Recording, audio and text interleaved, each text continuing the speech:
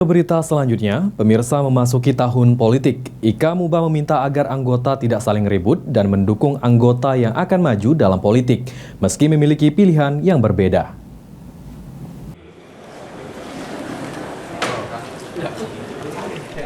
Usai melakukan pelantikan pengurus FKKNP di Rumah Dinas Wali Kota Palembang, Jalan Tasik, Palembang. PJ Wali Kota Palembang Ratu Dewa mengatakan jika FKKNP merupakan wadah untuk mempersatukan warga Musi Banyuasin yang ada di Palembang. Di musim politik ini dihimbau kepada warga Ngulak untuk tidak terpecah serta tetap menjaga kebersamaan dan kekeluargaan meski memiliki pilihan yang berbeda.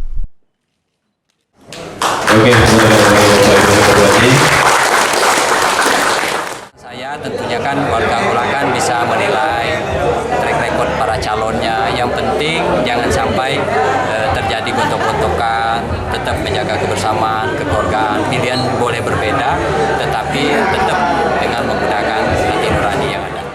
Ketua Ika Muba, Fakhrudin Halik mengatakan jika di tahun politik ini diminta agar anggota Ika Muba tidak saling ribut dan mendukung anggota yang akan maju dalam politik karena akan membanggakan masyarakat Muba yang ada di Palembang. Politik ini netral ya. Jadi kita bangga kalau suatu organisasi itu ada ketuanya otoritas yang muncul dari pimpinan. Dan kita harus dukung, jangan kita recoki.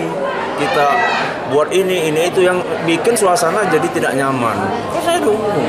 Apalagi kayak organisasi desa, organisasi Kamuba ini tidak menggunakan dana pemerintah, tidak menggunakan APBD, tidak menggunakan dana hibah.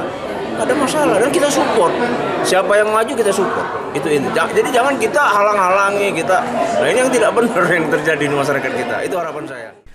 Senada, Ketua FKKNP Asmarani berharap agar organisasi ini dapat mempersatukan orang-orang Musi Banyuasin yang ada di kota Palembang. Kami sangat mengharapkan agar kegiatan ini berlanjut sampai ke depan dan lebih baik lagi, lebih ditingkatkan dan mempersatukan orang-orang Ngulak yang ada di kota Palembang. Semoga tetap bersatu, ada hal baik maupun buruk kita selalu bersama.